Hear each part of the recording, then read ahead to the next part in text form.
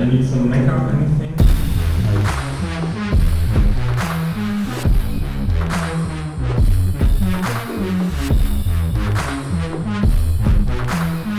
Got cool stuff going on. I don't know what I'm allowed to talk about. I do know what I'm allowed to talk about. Unfortunately, I can't talk about everything. Yeah. That's the big problem. Okay, cool. Then we're set for today. Yeah, thanks for being here.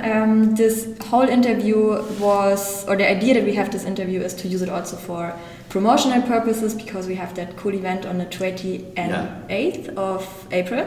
So bummed I won't be able to be here for that. I will see how we can include you in the next ones. But Yes. I think your colleague Marain is then covering you. He'll be here, and he's great fun. He has lots of fun stories. That's amazing. So cool. So yeah, I'm happy that we are doing this, and I'm sure that Marain will cover some other topics as well on the event. But yeah, I would start right now with you introducing yourself. Give us a short wrap up who you are, what motivates you to jump out in the morning out of bed, and why you're here. Absolutely. Well, I mean, I am in my core human, a person who tinkers, somebody who builds and does stuff with hardware. That's what I do. And I think that started about the time I could walk. I was building stuff, and it has not stopped since then. So I guess nothing. There are no surprises under the sun on that one. But it took me to engineering school. I knew from day one that I wanted to be a mechanical engineer. I think lots of students go into college and they don't know what they want to do. And I am the opposite. I went in, I was like, I'm going to be a mechanical engineer. Here's what I want to do. Here's where I want to go with my life. And I graduated I graduated with my undergraduate degree in 2009. There was not a lot of opportunity then for anyone. So I went back to get a master's degree immediately, and did that doing my research at NASA, which was really cool and really fun. Unfortunately, NASA is a large and kind of clunky government organization, and the engineers don't get to handle the hardware all that much, which is a huge bummer. And simultaneously, I had the opportunity to go work at a medical device startup in the Bay Area, kind of the Silicon Valley area, though I would distinguish the part of the Bay Area that we were in was not actually the Valley specifically. Once you're a local, make these distinctions. But I went there to work, and I was the first non-founding employee at the company. So I was there, and in fact the founders were graduate students at the time, so they couldn't work full-time. So I was the first person working full-time on the project. And it was using nanostructured titanium oxide membranes, basically little tiny pores lined up to control drug release into the body. So you'd put all of this drug into a capsule 2 millimeters by 14 millimeters in length, and you'd implant it in the arm, and then you'd have 6 months worth of diabetes treatment. Okay. So really cool stuff there. And then I worked there for 7.5 years, which was a whole heck of a lot of fun. I started on the actual product itself, growing nanostructures, looking at them in the microscope, trying to figure out how to open them so they could pass cleanly. They could pass drug cleanly through the tubes. I worked on all of that technology, and would go and kind of do something to figure out how it worked, then hand it off to the next person. And so I was kind of always on that leading edge of the R&D side of things, and it was great fun. A lot of prototype building, a lot of hands-on stuff where I was in lab or in the clean room, or playing with weird chemicals. It was awesome, and through that I became quite adept at prototyping. So by the time I left there, I had built out our prototyping shop and our prototyping department as a group of people who could take designs that the scientists and engineers needed and get those designed and built in ultra-fast turnaround time. While my job was really fun, I decided that learning wasn't happening enough, so I sat for the US patent registration exam, which is excruciatingly difficult. I failed it twice, but then I passed, which makes me a registered US patent agent, giving me the ability to work as a patent attorney would, but without being able to go to court. So I can do almost the same stuff that a patent attorney can, and I can give modest legal advice on what is patentable, how you'd interact with the patent office, patent strategy, that sort of thing. That was super fun. What I realized is that I really don't like writing patents because you have to sit still for a really long time and it's not very hands-on. And that's just not who I am. And so I thought, gee, what can I do that extroverts do that will also make my career better? So I sat down and took the entrance exams for business school, the GMAT. And after the patent exam, the GMAT was relatively simple. I ended up doing pretty well.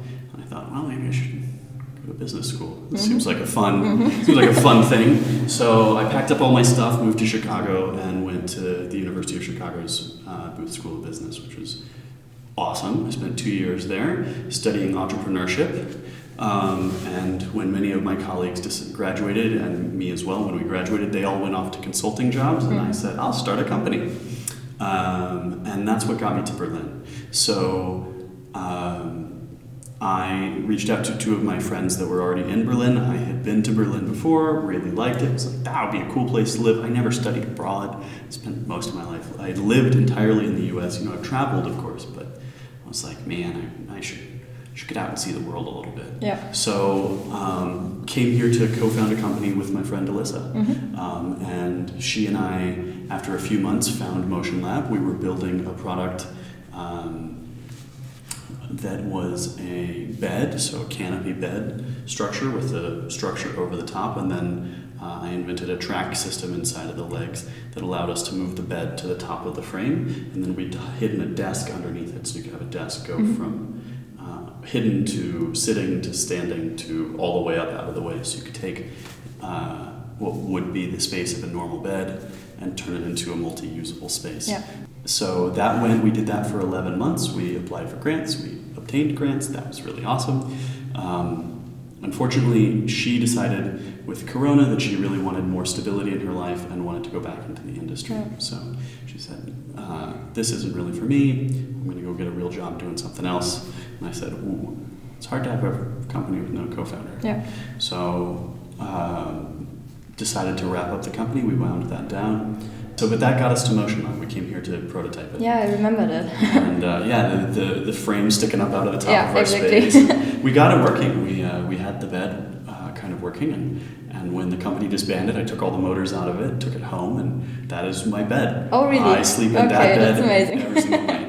And I will say that it is structurally sound. Okay. So I trust my own engineering enough that I'm not going to wake up 2.5 meters below where I started.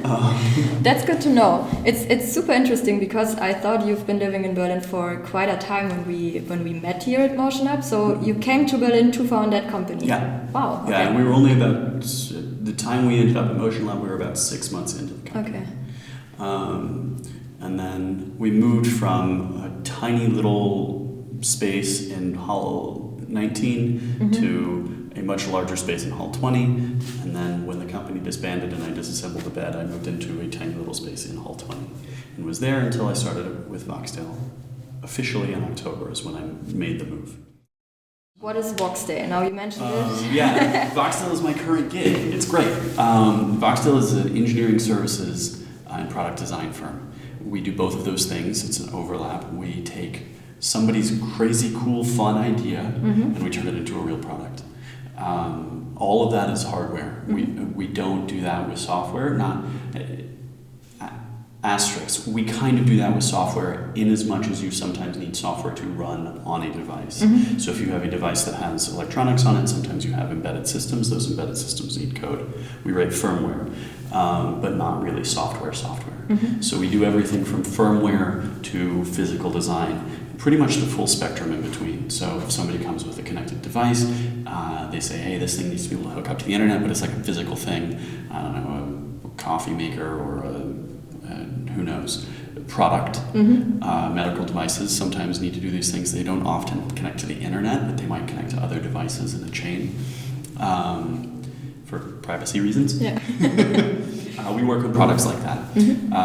About 40% of our revenue is generated from medical clients, so we do a lot with medical stuff. In our office in Berlin at the moment, probably 90% of our revenue is generated from medical clients. But we hop onto projects and work them through, and then we move to the next next client. And we have a kind of a flexible staffing model. So a given engineer usually is working on multiple products at the same time, which is phenomenal as an engineer because you get to like have that variety that you wouldn't get if you did, say piping systems for a giant turbine. You do piping systems all day, every day.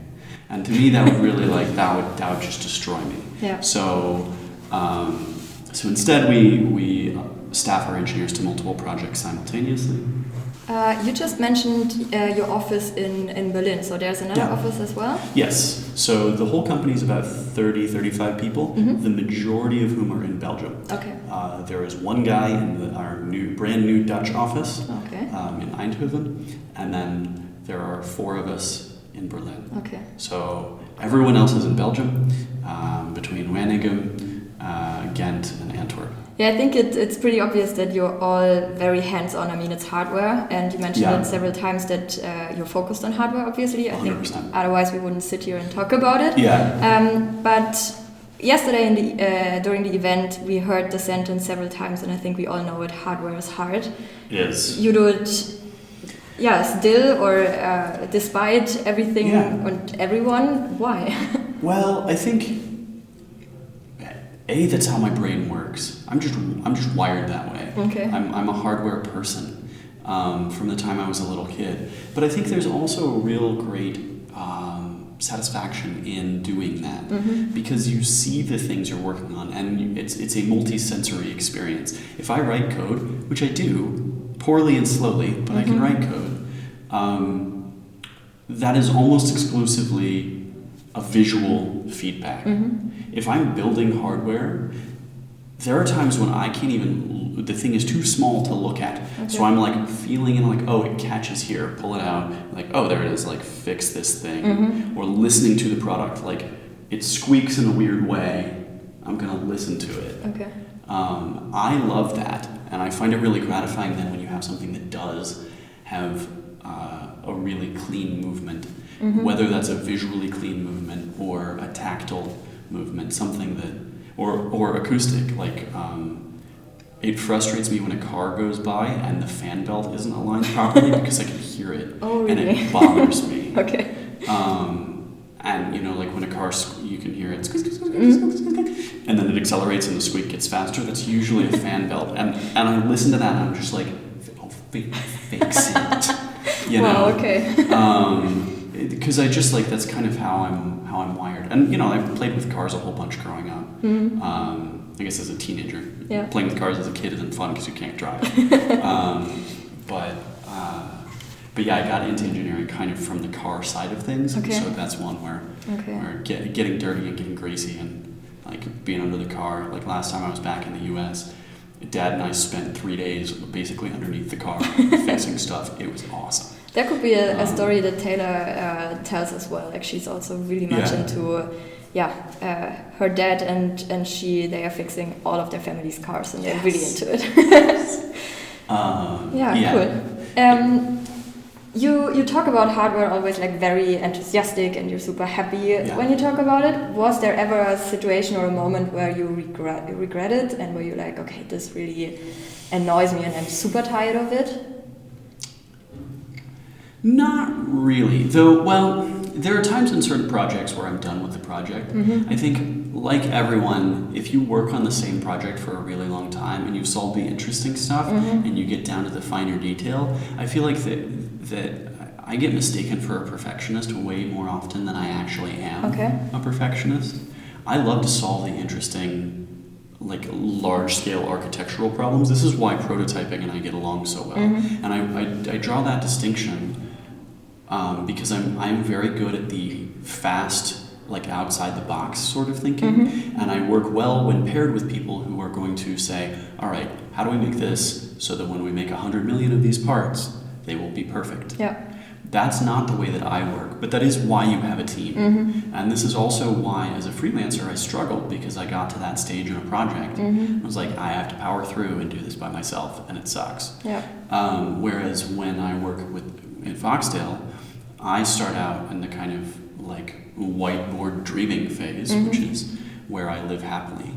And then get it as far as, it works, right? Like maybe it's not consistent, maybe it's not pretty. Yeah. The stuff that I design always looks like I can look at a thing and be like, that was made by me, because there's a distinct aesthetic quality to it, which is stuff sticking out of it. Yeah. And that's not okay for a product. Yeah. But then you have people who are really, really good at like injection molding design and how to make this thing like fit and be like perfect. And I have such a deep respect for those people because it's just not it's not what I'm best at.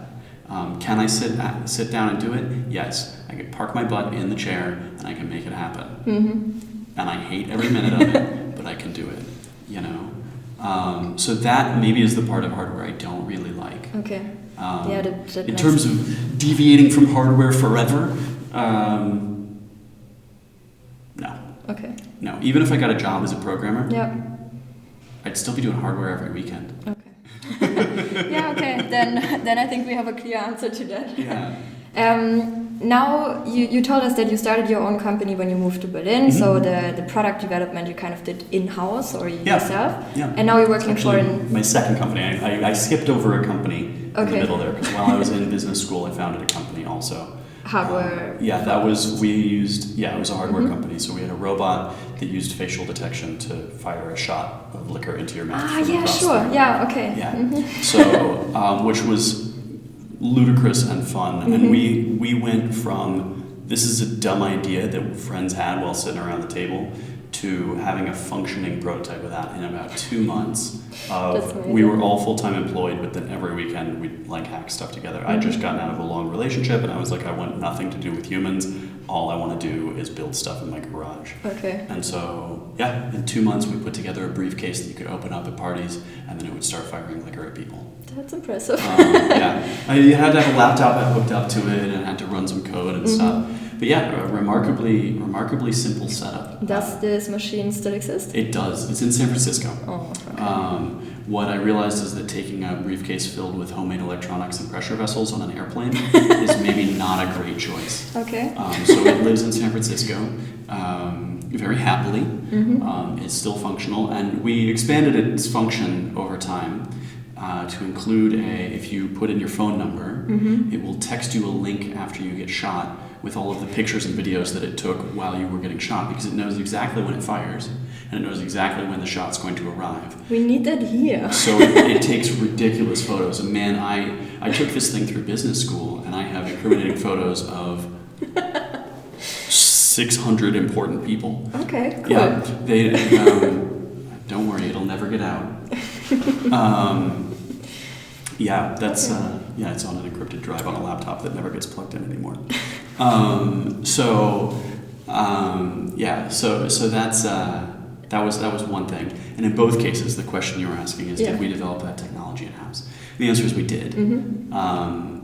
Mostly because I love making hardware. Yeah. And I was not about to let someone else do it because that's the fun part. Yeah, I see. But now, I mean, you're now working in an agency, but you also know exactly how it is to develop in-house. Yeah. What would you do it again? Did you start working on your own product, or would you outsource it now with all the experience that you gain? I think really a balance would be perfect for me personally, because I like to be very hands-on in stuff and how things are done. If I were starting a company and I had lots of money, which, let us be frank, entrepreneurs often do not,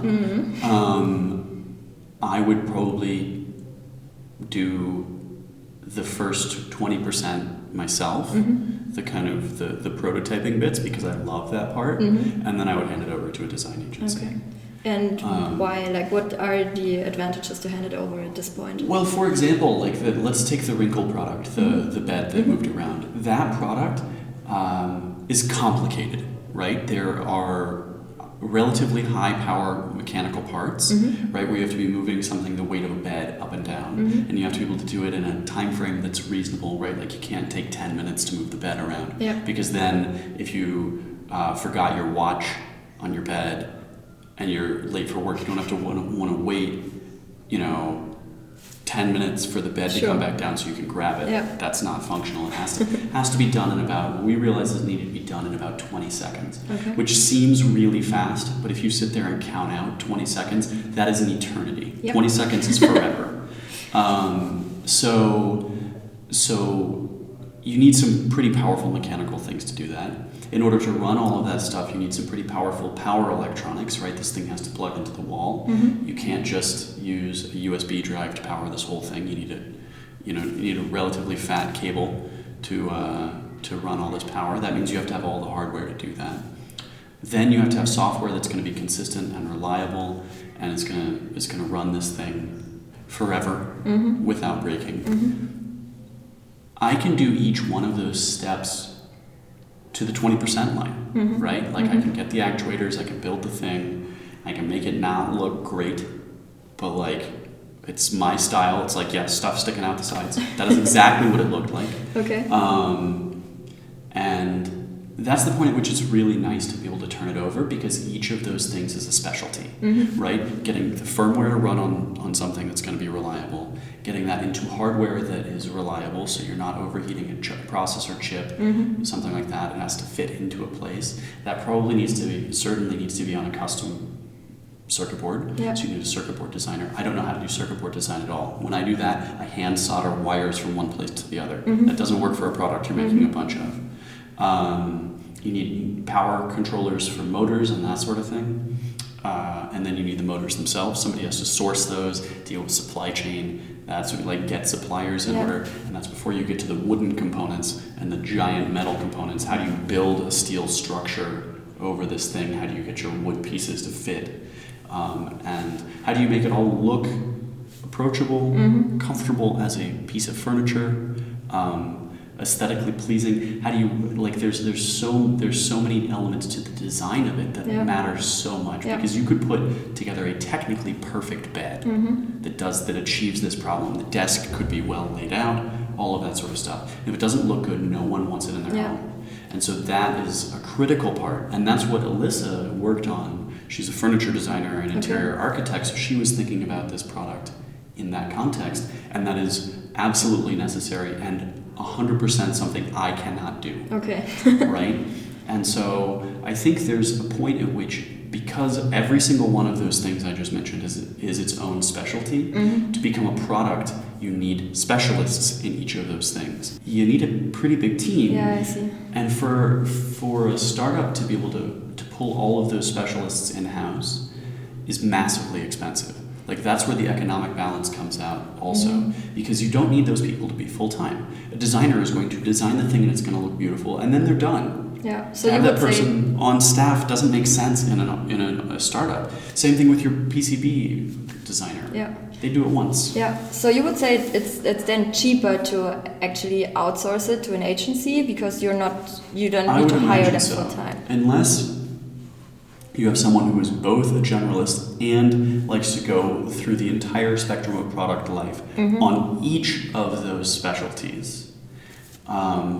I think it's going to be really hard to do that in-house. Okay. If you have a lot of funding, or if you anticipate making a pipeline of devices, of products, right? If you know, like, hey, we're going to do a smart bicycle, and we've got the following 7 devices that we're going to do back to back to back to back to back, and you have deep pockets, okay, hire a team on, for sure. It depends on your business plan. If you're a single product company, as Wrinkle was, then it absolutely makes sense to hire that out, because you only need it once. And once you have people on payroll, particularly if you're hiring them full time and they're past Pulpit site, now you are stuck with that person. Whereas with a design agency, you are never stuck with us. At any moment, you could be like, we'll pay you for all the work you've done so far, and we're done. Yeah. Right? But please pay us for all the work we do. Yeah, so it's nice to be able to have that flexibility. I usually hear from people that start working here and start prototyping as soon as we mention like, hey, there are agencies, have you thought of sourcing that out? I feel like right at the beginning people are super scared that it's going to be way too expensive and they want to do everything on their own. It is expensive. But we charge time and materials, right? So if we're working on your project, you're paying for that. If we're not working on your project, you're not paying for that. So that saves a lot. If you work alongside us, if you say, hey, we have a mechanical engineer who's going to be doing our mechanical engineering, but what we really need is a consult, can you help the electrical stuff only? If your product's mostly mechanical and you just have this electrical thing on the side, you're not paying us that much. You're paying us far less than it would cost you to hire an electrical engineer on your own to do it. Is it possible to do like consultancy with you guys, or is it more like Okay. Yeah, we have a template that all we have to do is fill in the company form for an hourly retainer. Okay. So you can say, hey, we think we're going to need 4 hours a month, right? Like that's not that much. Yeah. We have a template already set up. All you have to do is talk to me. I put your name on the thing, and then I send you the offer. Like it's super easy. Okay. And we actually do that a lot with startups, particularly the earlier stage startups. I think MotionLab tends to focus on kind of earlier and earliest stages. Yeah. And for those, we happily advise. Plus, also, like if you just see us out in the kitchen or wherever, just come by and ask. Okay. Because at the end of the day, part of the reason we all work on this is because we're giant nerds about it. We love talking about it. So you can come hassle us. And I invite you to hassle also my colleagues because we're all nerds. Yeah. Sure, you can see me and come ask me. And I coach startups also on both the prototyping aspect and also the business aspect. Okay. When we're talking about like cool projects or fascinating projects, I would actually end this conversation with you telling me what the most amazing or the coolest or the funniest or like the most outstanding product you've been working on or business you've been working on. So this one is not in Voxdale, but it is really cool. I'll talk about a Voxdale one as well because I have to. But about a year ago, I had an old contact reach out to me who they own a series of bars in San Francisco. And like really high-end cocktail bars, speakeasies, like the classiest cocktail bars on the West Coast, these guys own. And they are awesome. And I'm a giant cocktail nerd also. That's why I ended up with a robot that can shoot liquor. It was just a very normal hybrid. And they met me in that context. And then they said, hey, we're doing a new bar concept. And what we really want is we found on auction these antique whiskey bottles. They're empty, but but the bottles themselves are super cool. And we need to display them in the bar. We promised when we bought them at auction, we promised the seller that we would display these things in a really cool and artful way. So we're building an entire bar to display these things. Okay. And I was like, count me in, this sounds awesome. So 2 things had to happen. They had a service bar where they had bottles that they were going to use in service to pour for customers, a magnificent whiskey collection. And then on the other side, they had a set of display shelves, and the display shelves had to display all of the different bottles. The trick with it was they wanted them to be basically the same system on both sides, but on the bar service side, they had to be able to get to any bottle in 10 seconds or less. Yeah. And the walls are 6 meters high, right? And about 6 meters wide as well. I mean, this thing is massive. So, and then the display side, they wanted people to not ever notice motion. Okay. So that one moves so slowly that it moves. All of the bottles are on a chain in both sides. There's shelves on chains that move up and down and around in an oval. So there's a ring at the top and a ring at the bottom. And the shelves move on chains up, and then when they get to the top and bottom, they shift over to from front to back or back to front. So that one moves extremely slowly. So the bottles change. You look down, if you take a few sips of your drink, everything's changed position and you didn't notice it. Okay. So it has to move really slowly, which is really cool. The other side uses exactly the same mechanism to shift bottles as quickly as you want, and the bartender has a switch that they can push to move it up or down. So they're like, okay, that bottle is 5 meters up, I'm gonna boop, switch the whole thing around. It's super cool. Yeah. Then they were like, hey, part of the problem with this is it's just a bunch of metal shelves on chain. Can you get lighting to them? Mm-hmm. It turns out getting power to a shelf is really tricky. There is no orientation of wiring that you can get a wire to the shelf, because another shelf is going to pass it and get tangled. So the moment you start moving these things, motion just like doesn't work. Yeah. So the part that I'm particularly proud of is that the power is run through the chain itself, which is not a typical way to do things. Okay. But one side is the ground and one side is the power. And we set up the voltage and current correctly enough that it's not dangerous to people. And so there's lighting on the shelves. That meant there had to be custom bearings at the top that could hold 3,000 kilos worth of liquor, but also were conductive, electrically conductive. Oh wow! Yeah. Which is an interesting design choice. And then we also had to have insulating bearings at the bottom so that we didn't connect on the drive shaft, didn't short the circuit. So there's insulators on the bottom. Plus, every single shelf has to have a way to get power out of the chain without grounding to the shelf. So every part of it was complicated, and all of that was custom. So custom 3D printed parts. I printed some of those parts on the Markforged here. How long did it take you to construct it and install it? The design took about a month of my time. Okay. And then the install took about 6 weeks, so a month and a half. Wow, okay. I imagine it takes way longer. They gave me an entire metalworking team when I got to San Francisco to do the install. So there were 3 or 4 guys working basically full time. But even so, like I was doing a lot of hands-on work, like breaking chain links and then putting it back together, because you have to put 21 links of chain, 1 offset link, 1 attachment link, 21 links of chain, 1 offset link, 1 attachment link for 70 meters of chain. You have to do that in total, like just like a silly amount of this stuff. Plus half the project was in inches because it was American. And half the project was in metric, so keeping all of that straight. Wow. And it does work.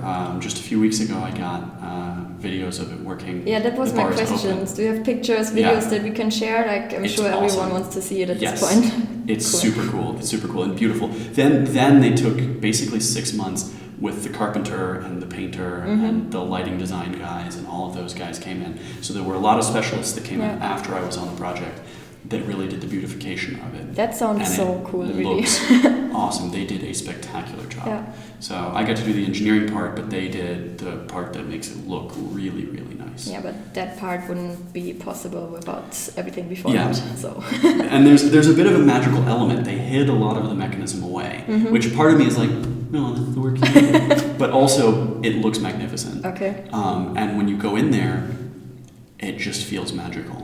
There's just something about it that's so, like even for me, I know exactly how every single part of that thing works, and yet the whole thing taken as a system is really fun to watch. I really can imagine it. Like maybe it's also you like being so happy talking about it, but I'm already like blown away. Really. Yeah, and the cocktails there are, I am sure, amazing, because these guys don't screw around on that. But yeah, the review of the place, the restaurant review page. That went over it said it was undeniably thrilling. Okay. I was like, yes, that's what I want someone to say about my engineering. Congratulations to that. Without seeing it, but I'm super excited to see it. It's really awesome. It's really awesome. And if you're ever in San Francisco, go see. Definitely. Was it the Bottle Club Pub? I think they called it. Okay. Yeah. Yeah. Now we will see how many international followers we have, and if people actually go to that bar and check it out. I will link it. And then I guess for a Voxdale project. One that I've worked on specifically, or just general Voxdale projects? Something that you feel like sharing, that it's interesting to tell, and maybe people can imagine it. Like the bar example was perfect because I have like a full picture in my mind right now. So one of the projects that I've worked on, so the tricky thing is Voxdale is under NDA with many of our clients. We work with startups. Those products aren't on the market yet. They need to have confidentiality so they can market their products appropriately before we spill the beans. So we've worked on some really cool stuff, automated smoothie machines and kick scooters and all sorts of really cool stuff. But one of the projects that I've worked on personally that is not under NDA, even though it is not yet released, is a vape a tabletop vape, so it's about this size, and I should have brought one with me. It sits on your table, and it's a cannabis vape. So you put your weed in, you close the lid, and then you attach a tank of party balloon helium to the back of it, and you plop one of our custom balloons on top of the thing. And when you press the get me high button, it inflates the balloon with helium vape. Okay. So it contains all the cannabinoids, and then you breathe it back either directly from the balloon or if you want through a filter mouthpiece, however your preference is. I don't smoke weed. That's the funniest thing about this is I've been working on this product since July, and I don't smoke weed. It's never been my thing, and I'm still working on this insane weed product. But apparently it's extremely sweet. It doesn't bother your lungs at all. It's like the smoothest weed inhaled product you can get, I guess. Is it on the market already? No. Okay. They are doing a promotional release on 420. Okay. So that's a week and a half. So we have to ship product to them to arrive in Vancouver. So they're based in Canada, where weed is also legal, so that also helps. Nadine has been testing it with tobacco, which works. The same principle applies. But yeah, so that'll arrive to them, so they can go around downtown Vancouver getting people high on 420, which I think is absolutely magnificent. The engineering challenges of that product are really, really fun. Because you are trying to prevent combustion by using helium. You have a lot of user things because you have a user base using this thing that is inherently not in their full mental capacity. So you have to design this thing so that it cannot be unsafely operated. It has to be absurdly safe, and because you don't want high people melting their faces off, or hands or whatever. So the whole product, and the product internally gets very hot. It gets up to 300, 350 C, pretty toasty on the inside. And it's flowing gas that you cannot breathe.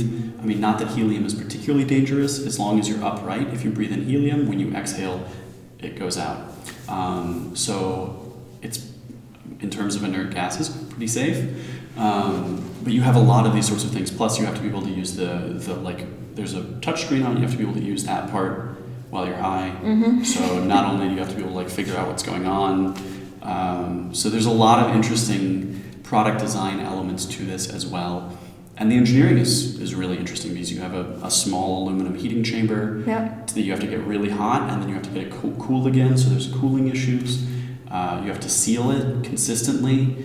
It has to be cleanable because THC leaves this gummy residue on the inside. So you have to be able to take it apart. So a user has to be able to take it apart and clean it.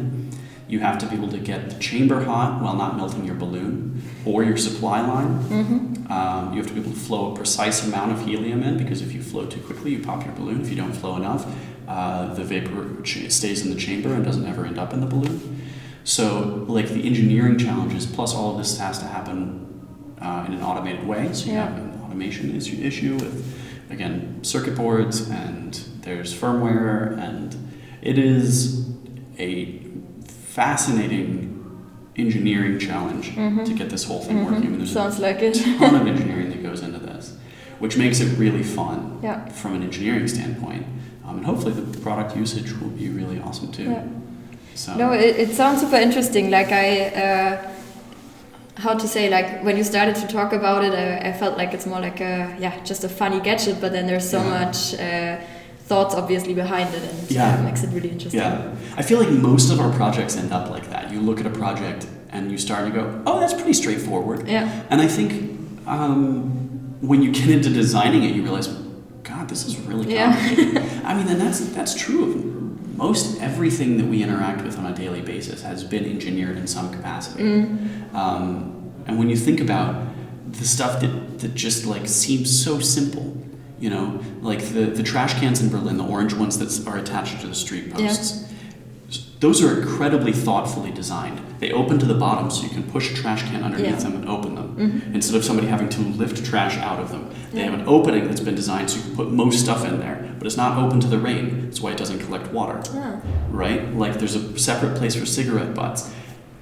Somebody spent a long time Never thought of it, but you're thinking right, about, and that is a trash can with no electronics or moving parts. Right? Okay. And it's consistent. The latch on the bottom has to be enough that you can put a lot of weight in there because people cram all sorts of crap. And then they're like, oh, there's like no space in here. I'll just push down on it. So those latches have to be super sturdy, but then the person operating them has to be able to undo them easily. Right? That's cool. Like, I've never thought of it, but now it makes so much sense. If, like everything in the world is engineered. And but then you still have like these milk boxes.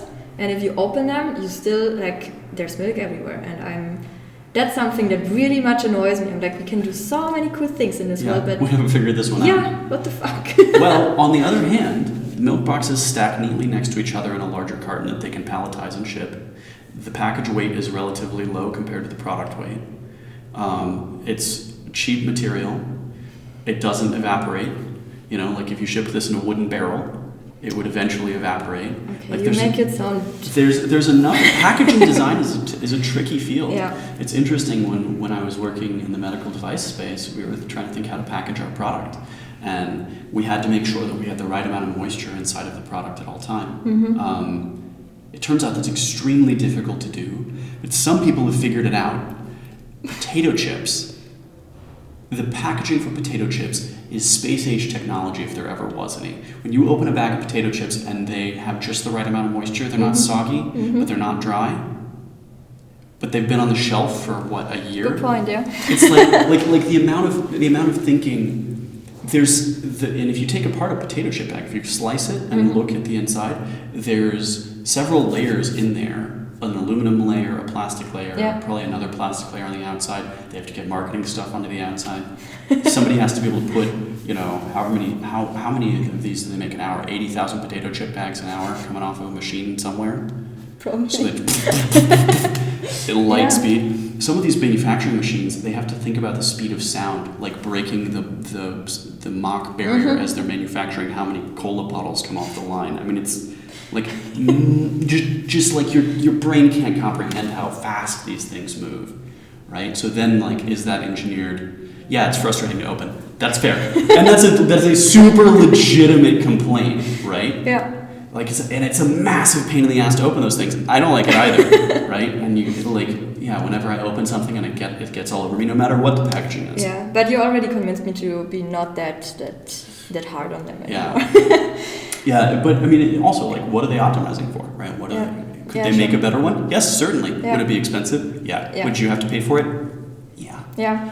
I thought I was an overthinker, but now when I'm listening to you explaining all these things, like it's great. Your thoughts are like stuff. I don't overthink anything. No, it's super cool. I would love to continue that conversation, but I think we're pretty much done, at least with the questions, and I wrote in here and I learned a lot. It was great talking to you. Thank you. Is there anything that you would like to address? Like, are you looking for talent at the moment, or is there a fun project that you would love to work on, but you don't have someone that wants you to work on it at this point? We're always looking for new clients. If you have a cool, fun idea and you want to see it become a real thing, that's what we do. Okay. We work with industrial clients. We work with individuals. We work with startups and corporates. Doesn't much matter. We work industry agnostic, but we have a no evil policy. So, no firearms or anything like that. No missiles. Yeah. So we're always looking and interested in more business, for sure. At the moment, if what we do sounds interesting, and you have a technical background and you know how to do some of the stuff that we talked about, we'd love to chat. We are hiring. And we have a couple of postings open in Berlin, a couple open in Belgium. And for the right people, we'll figure something out. Okay. That sounds good. So I think for us that's really important, is that we hire the right people. Yeah. Cool. Yeah. No, I think I hope everything with sound and camera, because it was our first try, really worked out. If yes, then this will probably be on Spotify. So I will tag all Great. of the or link all of your websites and career posts and promote it like crazy. Yeah, me too. So thank you for taking your time, and then we're done. Thank you. Cool. I really hope it worked out. Yeah.